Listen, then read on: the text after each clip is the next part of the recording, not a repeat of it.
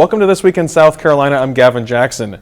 Nearly 1 year after the death of George Floyd, an unarmed black man killed by a police officer in Minneapolis, a jury found former officer Derek Chauvin guilty on 3 counts this week of second-degree unintentional murder, third-degree murder, and second-degree manslaughter.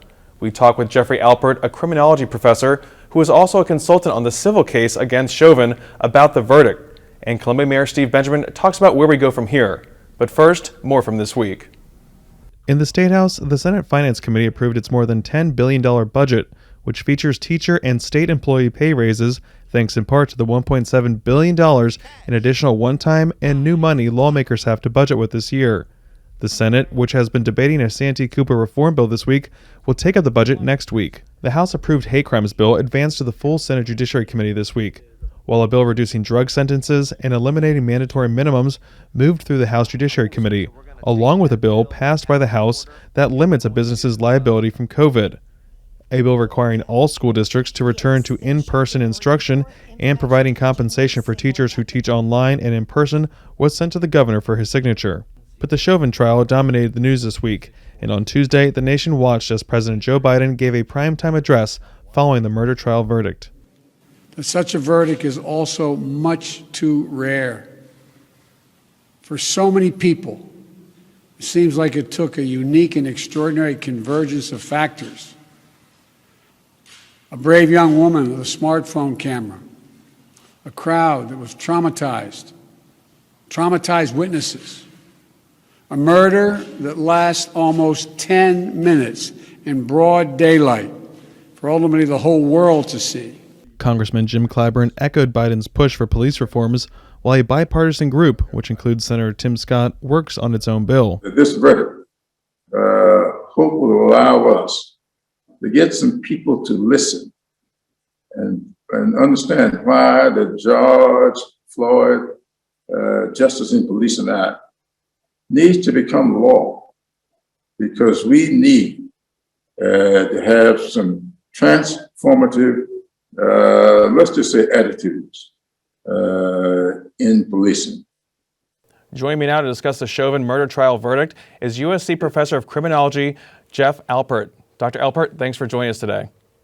Absolutely. Good morning. Dr. Alpert, I wanted to have you on the show because I wanted to ask you a little bit about your insight to this whole trial, but also you were involved somewhat in this entire situation by being a participant in the settlement with the city of Minneapolis involving Derek Chauvin and the death of George Floyd. Can you elaborate on that for us before we get into what we saw play out this week? Certainly, yeah. I was the use of force expert on the civil side. Obviously, we never went to trial because they settled just before the criminal trial started, but I had done the same workup as Professor Stoughton did, who testified in the criminal side, and really came to the same conclusions that he did after watching him testify. So it was pretty interesting that the two experts on both sides were from USC, and it's kind of a great honor. And that was a massive settlement as well. I mean, that was something that we haven't seen something like that before, I guess, in history, right? Well, $27 million, I think, was the settlement, and certainly not. We haven't seen that in South Carolina, but those settlements. I was involved with one with the same lawyer that was a $48 million settlement in Chicago. So they do happen, but it's a lot of money. An expensive process could easily be avoided, in your opinion? Well, certainly, and it's the taxpayers who pay those. Same as here in South Carolina, that when we get the judgments or settlements against police, we're the ones who pay for it. So yeah, they certainly should be avoided. So when we look at shifting from the civil to the criminal, what stood out to you during this trial, this long trial up there in Minneapolis? What made this such a solid case? Guilty in all 3 counts. I think the prosecution did a really amazing job of putting the case together, calling the witnesses at the right time, the sequencing, and of course they had the facts behind them. The police action was kind of a no-brainer. I mean, you don't put your knee on someone's neck for that period of time, and more important is you don't leave someone on his stomach for that long. And I think it was 9 minutes where they left him on his stomach. And in terms of police action, it was a pretty straightforward decision. Now, the cause of death was what we all didn't know, and we certainly heard some amazing medical testimony about breathing and how being on your stomach and having someone putting pressure on you was a cause of death. And of course, Minnesota has a strange law compared to South Carolina where it was simply a substantial cause of death. And I think the medical doctors did a pretty amazing job of explaining such a complex medical phenomenon to those of us who aren't that smart.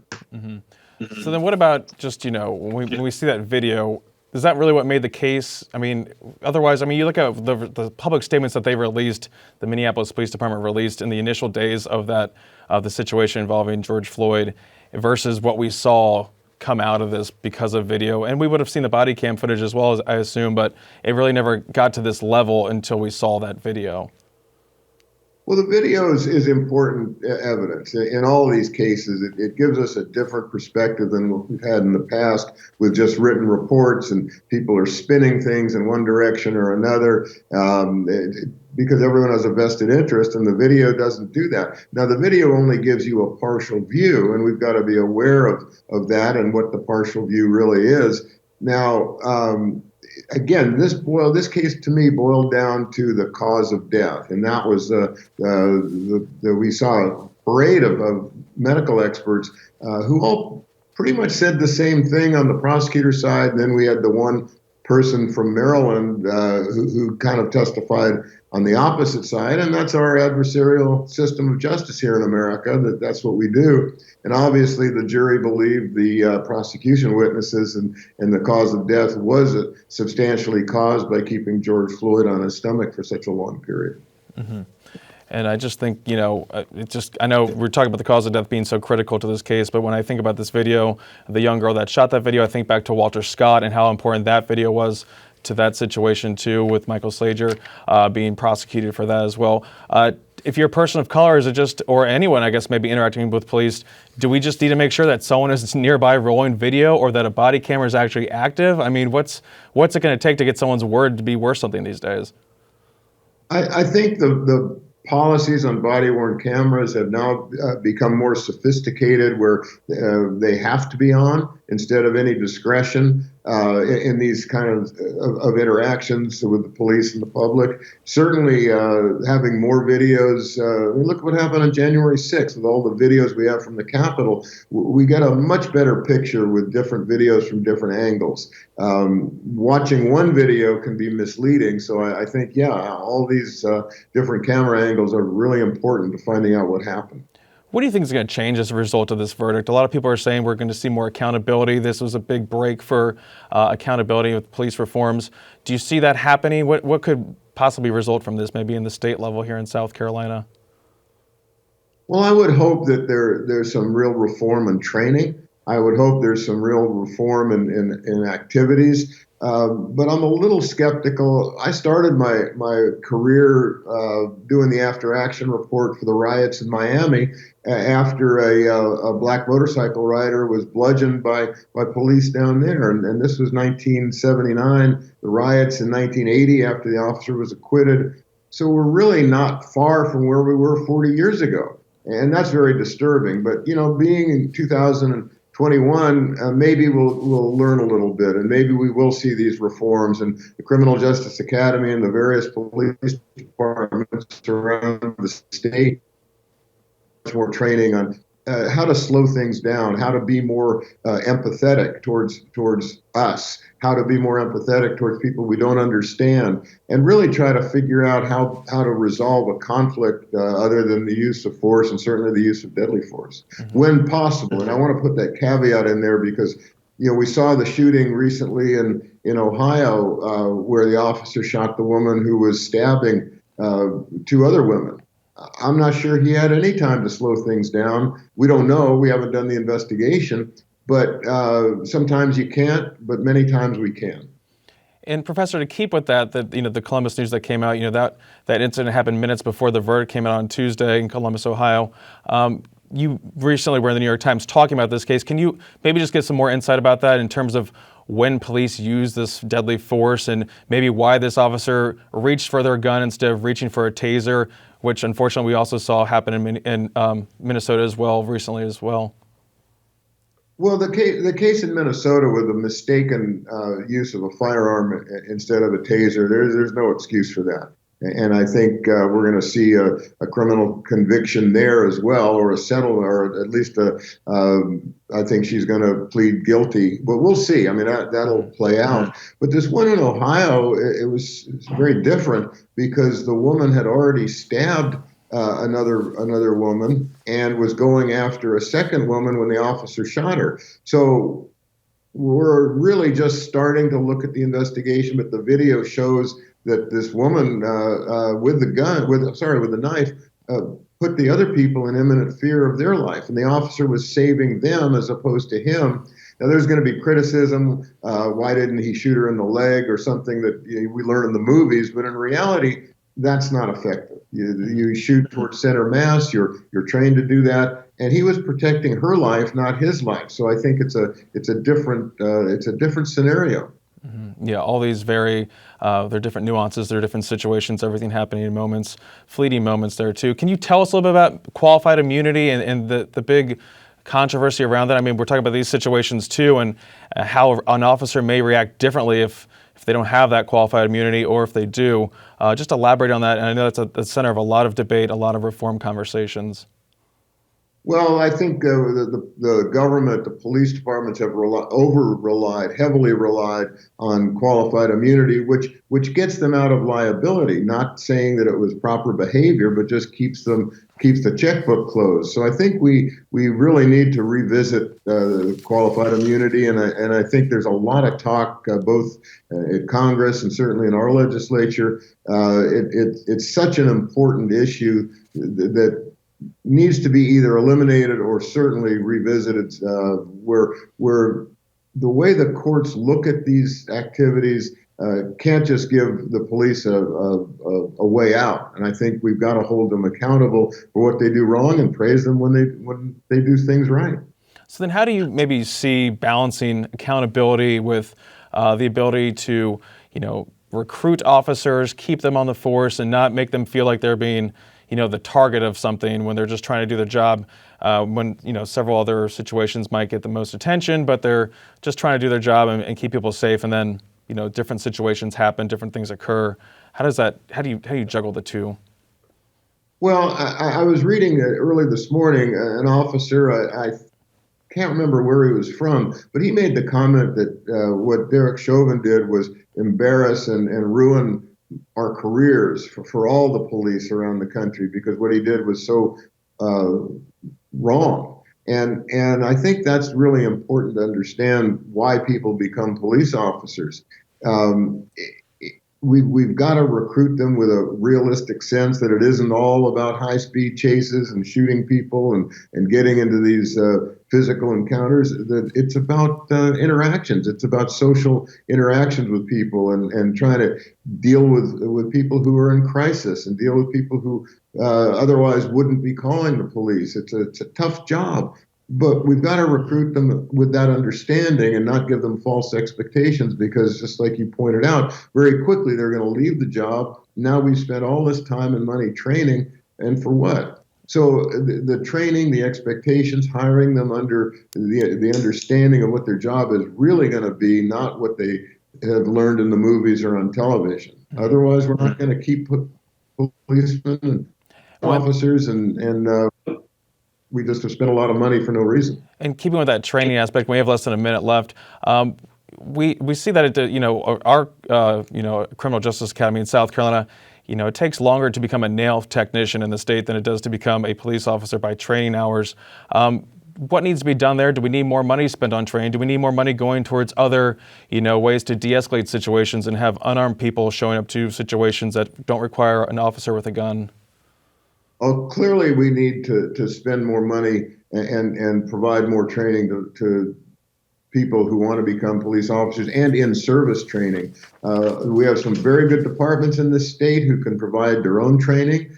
Certainly, the Criminal Justice Academy needs to step it up with the amount of time and quality, but that's money that they're not getting. Our funding system through tickets and fines isn't appropriate. So we do need to update how we deal with training, and certainly provide other options for police departments to train their officers. Well, University of South Carolina criminology professor Jeff Alpert, we have to leave it there. Thank you very much for joining us this week. You're welcome. Now for more reaction to the Chauvin trial verdict, I'm joined by Columbia Mayor Steve Benjamin. Mayor Benjamin, thanks for coming back. Hey, Gavin. Always great to be with you, friend. Mayor, I want to start off by asking you just your initial reaction to the Tuesday verdict when we looked at that murder trial of Derek Chauvin, the former Minneapolis police officer. The range of emotions that so many Americans of all persuasions that we've gone through over the last year has been pretty amazing. And we were in the middle of city council meeting, and I took a pause and asked Councilman McDowell, who's a retired United Methodist minister, to offer a word of prayer. And I know I wasn't the only one, but I wept. I mean, I wept, and it was difficult at that time to ascertain if those were tears of joy or pain or angst or sorrow. It was probably a little bit of all the above. But certainly, I think a lot of us, millions of us, I might add, felt there was a bit of a burden lifted, maybe a 100-pound weight off our shoulders. It felt like there'd been some measure of justice for the Floyd family, understanding obviously that nothing comes close to having a loved one holding your hand anymore. But it was a range of emotions, my friend. Mm-hmm. And Mayor, moving forward, when you look at this and in this moment in time in history and just how monumental it has been for a lot of people, especially of color, moving forward, what assurances do you have maybe for the people here in Columbia, the second largest city of the state, that maybe something like this can't happen here? Or is there a worry that it could happen here? Or how do you react to that? What assurances do people have to this? Well, this is a capital city, and we are the capital of South Carolina, and we've always strived to be a focal point of inclusive thought, practices, policies, willing to challenge the systemic issues around race and racism, reimagining the way in which we provide safer communities and we provide good government. I think it'd be folly to ever suggest that what happened in Minneapolis or anywhere else could never happen anywhere.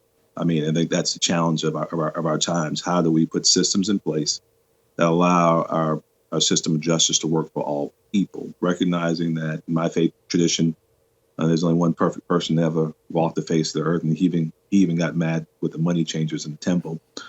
So people will always make errors, and sometimes grave errors. Our job is to make sure that the system of justice we have is rife with accountability, is sincere in its transparency, and that we're constantly working to create that more perfect union. Mm-hmm. And that requires really thoughtful systemic change, policy making, laws changing, a commitment to truly transparent government. It's a constant process that we started here in earnest long before George Floyd's murder, after the Michael Brown was killed in Ferguson, Missouri.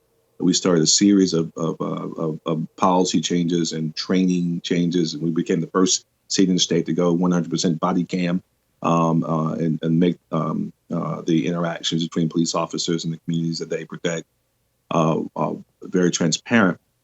That was a start and was recognized by President Obama as we took a lead in helping move forward this 21st century policing initiatives. That was a start that gave us a bit of a head start on a lot of places across the country. But just realizing that this is a constant challenge, a constant process of self-improvement. And also recognizing that the world we live in right now, we're so much more interconnected and interdependent than any time before. So if something happens in Columbus, Ohio, or Louisville, or a dirty street in Minnesota, or in rural Georgia or Louisiana, for that matter, it affects us here at home. Mm-hmm. Our people are connected. They want to dialogue. So it means we have to constantly be vigilant in making sure that we're, again, building that more just society, as Dr. King might say. So what kind of conversations does that lend itself to with your police chief when you talk to him about, this verdict or different situations that happen across the country and even here in our state? How do you guys provide that accountability? I know you're talking about body cameras. I know we've seen some policy changes as well, but what do you do maybe on the regular while talking with your police chief about these things? We have, well, I think that there's the reality is that we're very fortunate in the chief that we have in Skip Holbrook. He and his command staff is very high IQ. He also has a very high EQ, the emotional quotient. He understands people. He understands the real and deep challenges that not only communities of color, but communities that may have not been invested in as heavily over the years, and maybe also over policed, the real challenges that are there, and he endeavors to try and deal with them. Even in some of our high crime areas in every community, the reality is that the vast majority, 95%, 98% of the people there are good, decent, hardworking people, and you have a very small number of folks who cause most of the problems. So how do you use not only the relationships you build with the community, but also use technology in the 21st century? We have ShotSpotter and so many other types of intervention programs that help us dial in on those who are causing the most problems, while at the very same time working to build the sense of trust and accountability that you have to have the community, because you may have 500 officers in the community of 140,000 people. The officers can never truly keep a community safe without having the trust of the community that shows that they're working with them. We do that every single day. The chief and I speak almost every day. He's constantly ideating and innovating.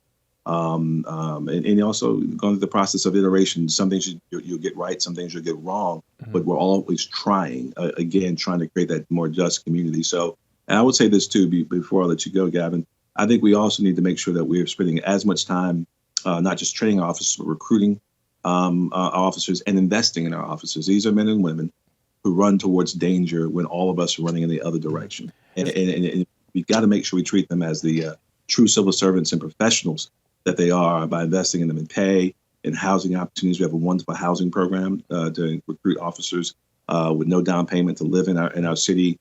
They need more bonuses and other opportunities to grow in their profession. So we're talking about sending more money to police instead of people discussing diverting funds. The phrase defunding police is very complicated, but it's really just talking about spending money in different ways, different approaches. What's it look like on city council? Is there any move to do that, or how do you approach funding the police right now in this current budget year coming up? I don't think there's an appetite. I have no appetite in removing money from the police department budget. Mm-hmm. I think thinking very creatively about ways in which you invest in alternative programs, diversion programs, youth-oriented programs, recruitment programs that train the very best and brightest is where our focus ought to be. But no, I think that's a red herring. Yeah. We need to focus on investing in communities, not disinvesting from smart, solid, safe communities. And then, Mayor, your council also approved the revisions to the force of use policy last year from the city police department, talking about getting rid of chokeholds and other different, divisive, controversial uses of force. Can you elaborate on that? Was that just to get ahead of maybe where things were going and just to get in line with more modern police tech? Well, we started changing our use of force policies as far back as I mentioned in our after the Michael Brown killing. So it's back as far back as 2015. We may have revised them again in 2017. I think the greatest policy gift of what happened last year with not only George Floyd, but also so many other cases, is that it pushed police departments, including ours, to be much more explicit. So oftentimes policies are written either by officers or by our lawyers. And they're written more so in an exclusionary way as opposed to an inclusionary way, explicitly stating that certain types of use of force are not allowed unless the danger is grave enough that there's a potential loss of life. If someone is threatening someone else's life or it's imminent, then certain uses of forces are warranted. So it was more of a clarification, explicit clarification of what is allowed and what is not allowed, and I think that helps because it makes the process again much more transparent and clear to the officers who are entrusted with some of the greatest powers you have, the power to take life. And Mayor, with a minute left, I just want to ask you, we saw powerful protests last May and throughout the summer. There was some destruction not only here but across the state as well as a result of some of these, but it was very minimal compared to the moments that we saw play out across the state and country. I want to ask you just what kind of conversations, can you give us any light on some of the conversations you've had with activists and maybe their feelings now in this new day? I speak to some of the activists that I've met then, or some that I knew long before the protests of May 30th, almost every single day.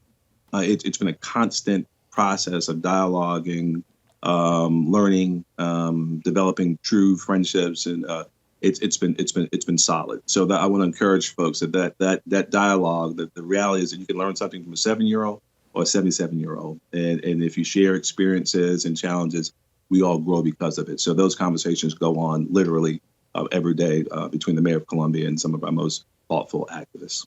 And we'll keep that conversation going too, Mayor. Columbia Mayor Steve Benjamin, thank you for joining us. All right, thank you, Gavin. Take care. Thanks. To stay up to date throughout the week, check out the South Carolina Lead. It's a podcast that I host twice a week, and you can find it on southcarolinapublicradio.org or wherever you find podcasts. For South Carolina ETV, I'm Gavin Jackson. Be well, South Carolina.